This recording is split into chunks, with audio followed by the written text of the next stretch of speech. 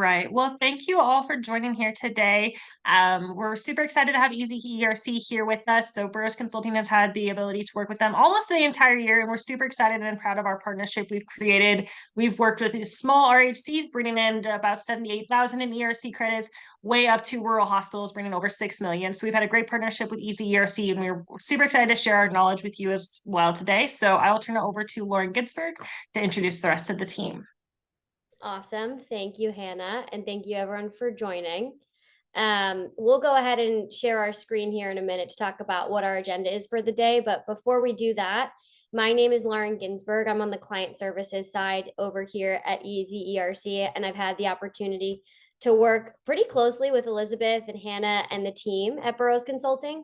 And we have been able to work with around 70% of their current clients and helping them to determine their ERC eligibility and ultimately file for the credit if there is eligibility.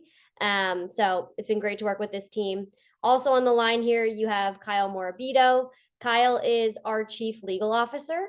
And prior to coming to EZ-ERC, Kyle worked at DLA Piper.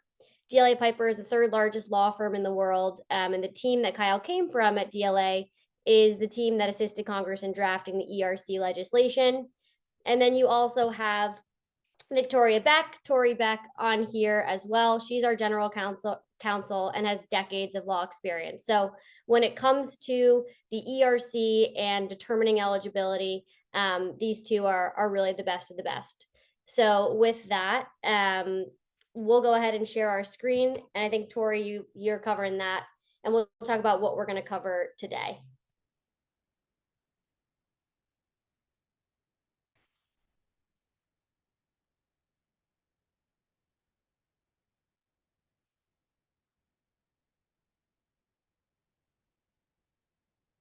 Awesome. So what we're going to talk about today are ERC facts, misconceptions, and a case study. So what are we going to learn? Number one, we'll discuss ERC 101. Number two, common ERC eligibility misconceptions in the healthcare space. We'll discuss an ERC case study, and then we'll also cover the recent IRS announcement that I'm sure everyone is familiar with. So with that, I'll kick it over to Kyle to discuss ERC 101. Thank you for the warm introduction, Lauren, and thank you everybody for having us today. So I'm sure that you've all been receiving calls, texts, emails about the ERC, and the subject title of those emails or texts may be receive up to $26,000 per employee for your ERC. So the question is, where does that $26,000 come from? Is it an all or nothing number, and how's it calculated?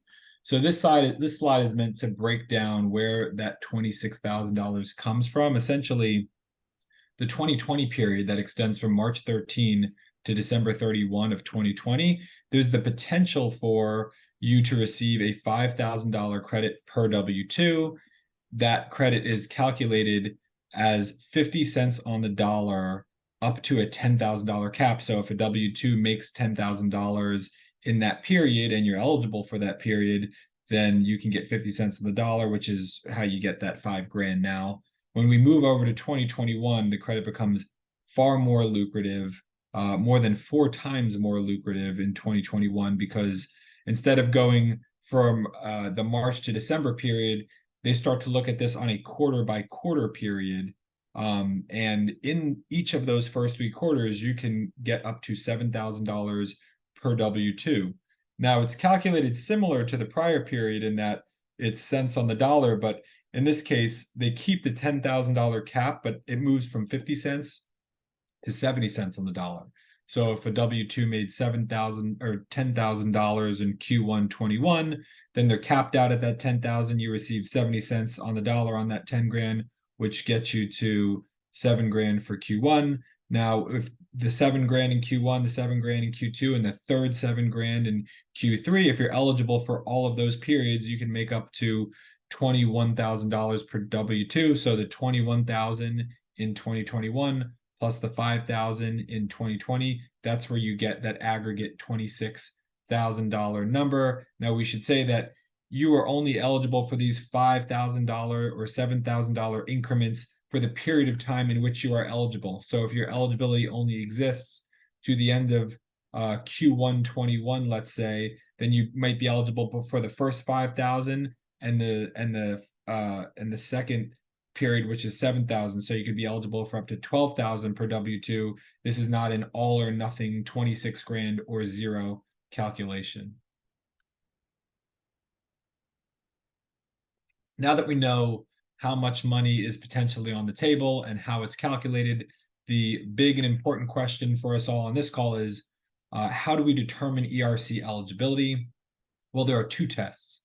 The first test, which is outlined in this dark blue pane above, we call it, test number 1, the substantial decline in gross receipts test. This is the objective accounting test. The only two questions we're asking here is, number 1, if we look at gross receipts in the 2020 quarters and we compare those gross receipts to the same quarter in 2019, will we see a 50% quarter over quarter decline in gross receipts? If so, you're eligible for the quarter in which we saw that 50% decline in gross receipts.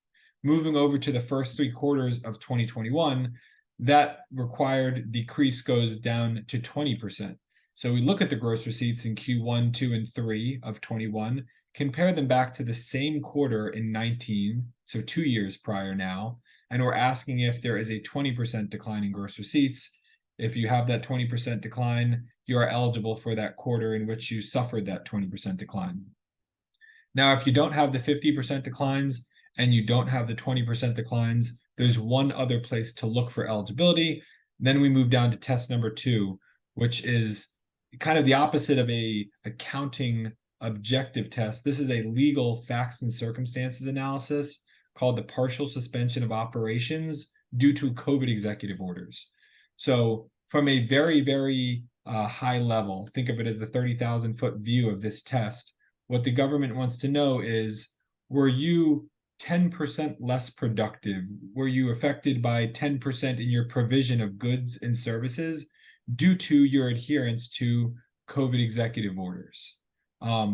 Now, from a more granular perspective, what the government allows you to do is, if your entire organization wasn't 10% less productive, but a service line within your organization or a portion of your company that made up 10% of your 2019 revenue or employee service hours was affected by 10% or more, then that turns on ERC eligibility for your entire organization during the periods in which you were a small employer.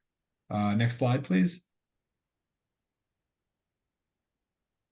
So then, when I was talking about those 10% portions where we calculate in 2019, is the portion of your business large enough in 2019? And then once we determine a portion is large enough, was it affected by 10% or more? I should have mentioned, usually in the healthcare space, were you affected by 10% or more? The question there becomes, were your patient encounters negatively affected by 10%? Now, practically speaking, how do we go about proving out this second test? We use a 4-prong approach, and the expert on our 4-prong approach is Tori Beck. So I'm going to hand this one over to you, Tori, to cover this slide. Okay, thanks, Kyle. So based on the legislation and some subsequent guidance that was issued by the IRS, we've developed this 4-pronged approach, like Kyle said. So I'll walk you through the steps. So the first place we look is to see if we can identify that segment. So like Kyle said, we're looking for a 10%, at least 10% segment of your revenue or employee service hours in 2019. So when we're working with health centers, we can look at different departments such as dental, pediatrics, sometimes imaging can be a department on its own, or sometimes a service line, like for example, elective procedures or just procedures generally. We can sometimes look at that as its own segment. And like Kyle said before, if we can find that that's a more than nominal segment and that you had an impact there, it'll pull the whole organization through for eligibility, which is a really nice feature of the program. So then from there, we look at the governmental orders that were in place in your area during the pandemic. So typically we're looking at executive orders that were being issued by the governor of your state. Sometimes the Department of Health in your state was issuing orders. Sometimes we look at the county level, sometimes the city level if we're looking at a major metropolitan area. Sometimes mayoral orders come into play. And these would just be orders that were mandating that you do things like implement social distancing practices in your facility, conduct enhanced cleaning and sanitation, those sort of things. And then from there, we look at the changes that you had to make to your operations to comply with all of those mandates. And in the next slide, we're going to get into a little bit of what those changes might have looked like for a healthcare center. And then finally, the way we wrap up the analysis is by identifying some measure of progress or key performance indicator that we can look to show that you had an impact during the pandemic. So like Kyle mentioned before, a great place to look for health centers is at patient encounters. And the key here is we're going to be looking at 2019 quarters being your pre-pandemic baseline operations. And then we're going to be looking at those patient encounters in your 2020 quarters and 2021 quarters, depending on the size of your organization and what quarters we're looking at for eligibility. And if we can show at least a 10% reduction in your patient encounters in each relevant quarter during the pandemic as compared to that corresponding quarter in 2019, then we can establish eligibility there. So here are some changes that we've seen in working with different healthcare centers that gave rise to a partial suspension. So oftentimes we see that appointments were taking longer due to all of the various restrictions that healthcare providers had to follow and the changes they had to make to their operations. So an appointment that was typically taking 15 minutes may have been taking 30 minutes. So sometimes we see that scheduling operations were changed to accommodate that. One big thing we see is an increase in turnover time between patients because of all of the enhanced cleaning and disinfection that staff members were conducting in order to comply with those government mandates. Also, sometimes most states actually put a moratorium on elective procedures for a time, typically in the beginning of 2020.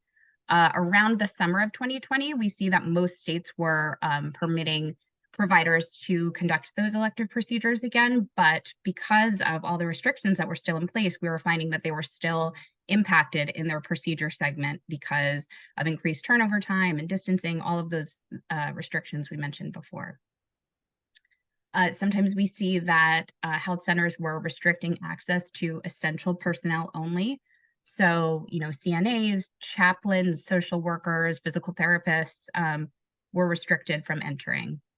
And then the way that patients were welcomed into health centers was often changed. So we often saw patient processing happening outside.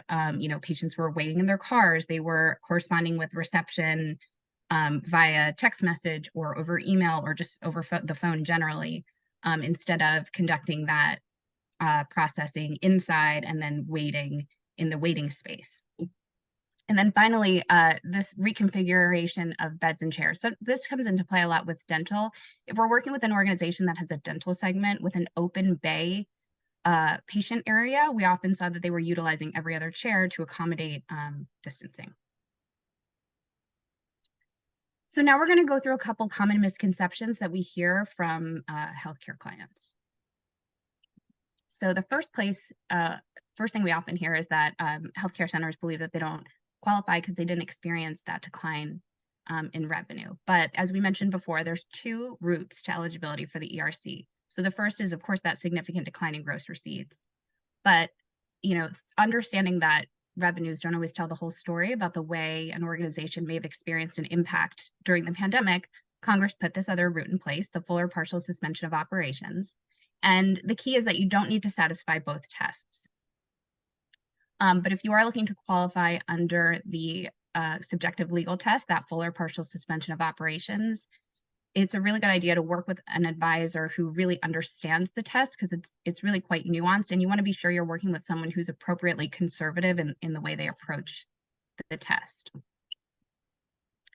So something else we hear is that healthcare facilities never experienced a full shutdown, so they don't think that they qualify. But a full shutdown isn't necessary to qualify for the full or partial suspension. Oftentimes, health centers were considered essential, so they were required to remain open throughout the entirety of the pandemic. But here is a slide from the recent tax forum, the IRS's tax forum over the summer, that just makes clear that a partial suspension can be when modifications or to a health center's operations or any business or organization's operations had a more than nominal effect. So again, that 10% impact on their ability to provide goods or services, on a more than nominal portion. Again, that 10% of your revenue or service hours in 2019 quarters.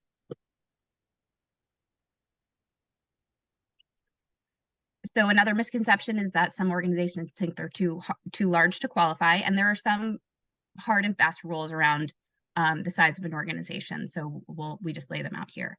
So for the 2020 credit, if you had 100 or fewer average monthly full-time W-2 employees, then you qualify as a small employer for 2020. And then that threshold raises for 2021 to 500 employees in 2019 for the 2021 credit. So we're not looking at all employees. We're only looking at full-time W-2 employees from your 2019 count, and full-time employees are W-2s who worked at least 130 hours per month. And then just one note here about aggregation. This is an important area where we need to look at aggregation and see if we need to aggregate the organization with any other entities, because that can affect your employee count and potentially push you over the threshold. So another misconception is that some nonprofit organizations think that they don't qualify for the ERC. But the CARES Act explicitly states that 501c3s do qualify for the ERC, and that they can qualify the same way that a for-profit business would qualify. So again, through that significant decline in gross receipts test or the full or partial suspension of operations test. And this is just the citation to the CARES Act there. And so here I'm going to hand it back to Kyle so he can talk about the potential interaction with other government funding. Thank you, Tori. So another question that we often receive is, hey, I received PPP funding or I received non-PPP governmental funding. Does that make me objectively ineligible, or would that decrease my ERC eligibility? So the answer here is, initially when the CARES Act was rolled out, it was either one or the other. You could either take the PPP or the ERC. You could not take both.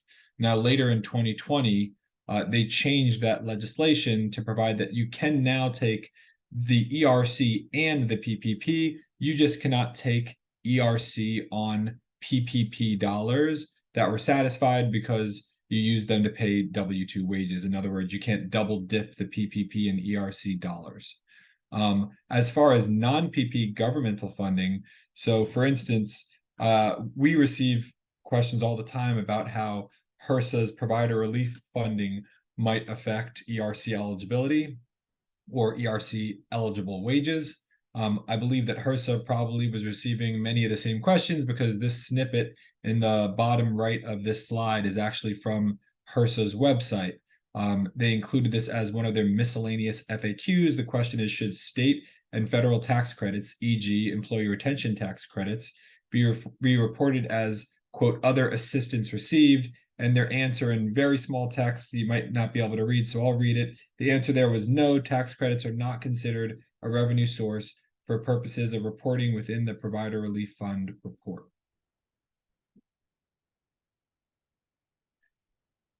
So now we'll go through a very quick ERC case study, which will bring to life some of the rules that we've been throwing at you previously in this presentation. So this case study was for an East Coast-based FQHC. EZ-ERC eventually, after our analysis, ended up substantiating and filing for a $4.6 million ERC. So Tori touched on that FTE count. She was saying if you have below 100 FTEs in 2019, you're a small employer and eligible for looking at the credit for both 2020 and 2021.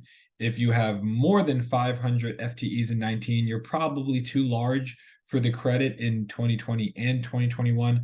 But if you're between 100 and 500 FTEs in 19, then you end up in this situation where you're too large for the 2020 credit, but right-sized for the 2021 credit.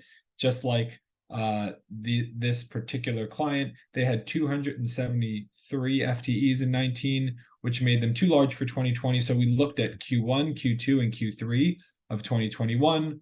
We determined that dental services represented more than 10% of their 2019 revenue. In fact, it represented 18% of their 2019 revenue.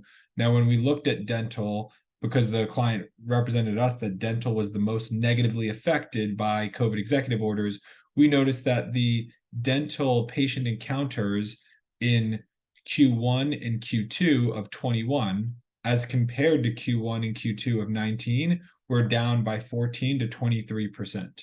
So that turned on ERC eligibility for Q1 and Q2 of 2021. As I mentioned before, that turns on the potential for $7,000 per W-2 in Q1 and a second $7,000 per W-2 in Q2. When we did that calculation on those wages and applied for those $7,000 per employee in each quarter, it came out to a $4.6 million claim for that client. So this slide, we're going to touch on a topic that we've been getting a lot of questions about recently, which is, hey, what's going on with this IRS ERC moratorium? The first topic I'll cover here is what changes were introduced in the announcement. Essentially, the first change was that if you are making a claim prior to, or if you have made a claim prior to September 14, 2023, the IRS said that they will still be processing those claims, albeit at a slower pace.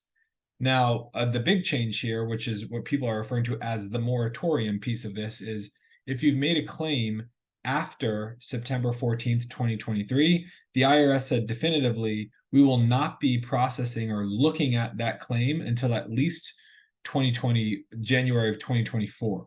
So essentially, the claims that are received by the IRS in Q4 of 23 don't have a chance to be reviewed until the next year, which, you know, the result of that sounds like it will be a 3-month additional delay for those claims. The IRS also said that it will introduce a program that folks are referring to as the amnesty program. So essentially, if you applied for the credit, you haven't received money, but after you applied, you believe now that you're actually ineligible, you can rescind your application. Or if you applied and you received money, you can send that money back to the IRS and say, hey, you know, upon further review, I actually do not think I'm eligible, and you could return the cash to the IRS. Now, a big question here is, why did the IRS implement these changes? I think it's threefold. You know, number one, just like we saw in PPP, unfortunately, there was actual fraud and abuse here. There was criminal activity in that some people, like you probably heard of during, you know, the PPP times, were just creating companies out of thin air for the purpose of taking the ERC on those companies. Other companies may have been in existence and maybe they had 10 employees and they're representing to the IRS now that instead of 10 employees, they had 100 employees, you know, so they could 10x their ERC claim. So that stuff is just flatly criminal action, and the IRS is very interested in getting to the bottom of that. Now, the second bullet point here is there are ERC mills or ERC promoters. Essentially, what I think of when I hear ERC promoter and mill is somebody who is unqualified and uncredentialed in this space. They're not an accountant. They're not a lawyer. They've never provided tax advice or tax services before in their life, but all of a sudden they hear that the ERC industry is lucrative. So as of last night, all of a sudden they're a tax advisor and they want to handle your ERC claim. Those folks, you know, this, as you could probably gather from this presentation, this is a complex analysis. These folks don't understand how to conclude properly in this analysis. So they're going to tell any and everybody that they're eligible for the entire $26,000, because the more work that they do, the more money that they make. And the third part here is just misapplication of the partial suspension of operations test. I've heard some people saying, you know, there were issues at the Eastern and Western ports that caused all hard materials to have an issue in getting to their clients vis-a-vis supply chain issues. So if you have hard materials in your business and you suffered issues related to a supply chain, you're under a partial suspension. That's too aggressive and too creative of an argument. We don't want to look at, you know, things that were happening in California if your business is located in Florida, or things that are happening in the eastern ports if your business is located in, say, Texas, not close to one of those ports. We want to look at COVID executive orders that directly affected your operations. In other words, your county COVID executive orders, your state COVID executive orders, you know, or executive orders that unequivocally affected your particular industry. And then the other last piece of this is the misapplication of what constitutes a COVID executive order. Some promoters and some ERC mills, so to speak, are saying, hey, because of OSHA's general duties clause, every company in the country was subject to the OSHA general duties clause. So every company in the country was subject to an order for the entire, 6-quarter potentially eligible ERC period. Well, the OSHA general duties clause is not a COVID executive order because it was enacted in the 70s. It was enacted decades and decades before COVID became, an issue. So no, to be a COVID executive order, it needs to be an order that was generated to address the issues that we are facing with COVID, not an order that was created in the 70s, but an order that was created after March of 2020, when COVID first took hold. Okay, so with all these changes, and with all these reasonings behind the moratorium, what are the key takeaways for somebody potentially interested in taking an ERC? What you can find on the IRS's website is they give some guidance. They say you should seek a trusted tax professional. Again, I would suggest working with accountants and/or lawyers who have a decade in their respective practice and have a substantial experience helping clients with the ERC. The IRS says you should request a detailed worksheet explaining ERC eligibility and the computations used to determine the ERC amount. So I would wholeheartedly agree with that. You want to really get in the weeds to figure out exactly what work was done. And that last bullet here kind of ties to bullet 2. Don't apply unless you believe you are legitimately qualified for this credit. Don't just take someone's word for it. Review the detailed worksheet, review the computations, review the law to the extent that you're comfortable with doing that, and become independently comfortable that you are truly eligible for the ERC that you are applying for. So if you, with the moratorium and the eligibility tests in the back of your mind here, if you want to go forward, what should you look for in an ERC advisor? So, this is essentially our advice. This didn't come from the IRS's website, but we've been doing this for over 2 years now. So we've seen the good, the bad, and the ugly in the ERC space. And first and foremost, look for a provider that has great tax guidance. Our CEO is a former partner at Alvarez & Marsal, one of the top 20 consulting firms in the country. He signs every ERC filing as the paid preparer. When he was at Alvarez & Marsal, he was the co-head of their ERC task force. So not only does our CEO have more than a decade of tax advisory experience, but now he's got about 3 years of ERC advisory experience, and he's been solely focusing on the ERC for the last 2 years. Now, if you're not eligible under Test 1, then you likely also need, in addition to tax guidance, is legal guidance. So EZ-ERC is happy to let you know that we work side by side with some of the top law firms in the country specializing on the ERC. Now, why do you need this legal guidance? Because that second test, that partial suspension of operations test, is a facts and circumstances analysis. So you want the experienced lawyers to be looking at those COVID executive orders, reviewing them, and understanding how those orders affected your operations and determining whether that effect was such that it rises to the level that turns on ERC eligibility. That nicely segues into item 3 here, which is a legal opinion. If you're finding your eligibility under this legal analysis, the partial suspension analysis, then what you should look for is a legal tax opinion on law firm letterhead signed by the attorney that worked on your file. That is the best piece of substantiation that you could have in your file if, God forbid, you are audited in connection with your ERC filing. The fourth prong here is timing. So some deadlines are arising, and there's been whispers that potentially those deadlines to file could move up. So if you are confident that you are eligible for the ERC, you should look to file sooner rather than later, because you wouldn't want the door to shut on your face or that deadline to be moved up on you.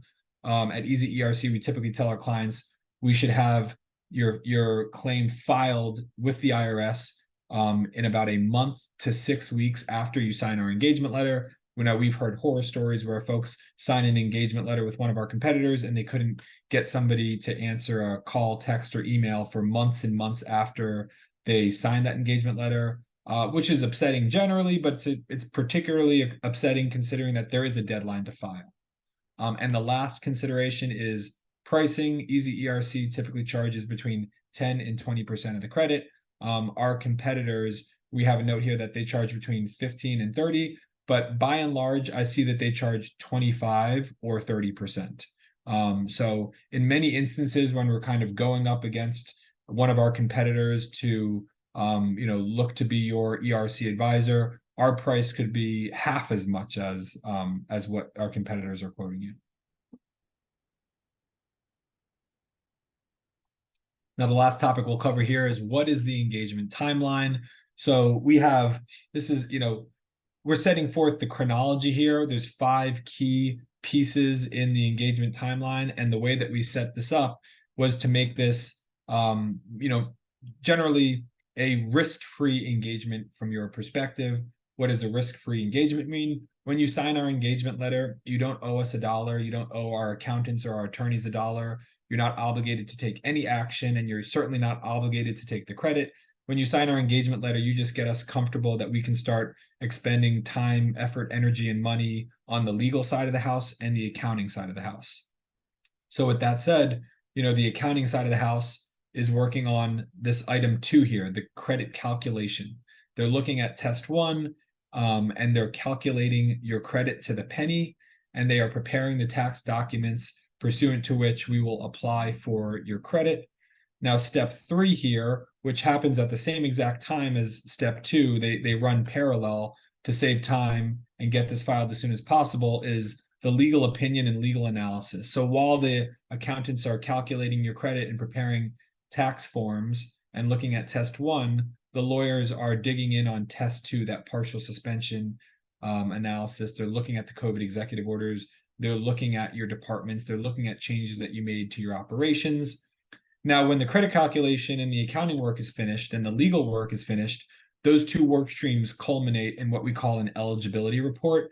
The eligibility report is a document that tells you if you're eligible, which test you're eligible under, how we found and substantiated that eligibility, and exactly to the penny the credit amount for which you are eligible.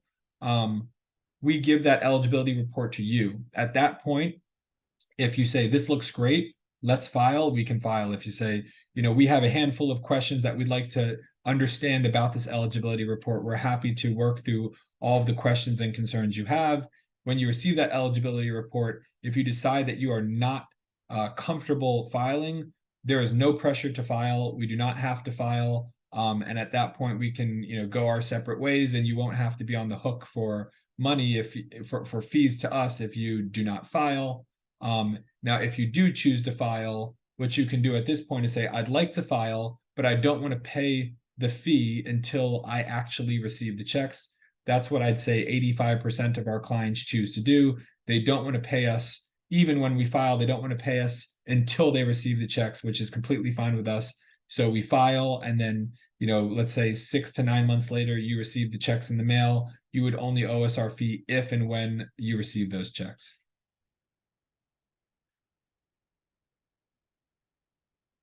So now that you've let us ramble on here for about a half hour, we can open it up to a Q&A if any of you have questions about the topics that we just covered.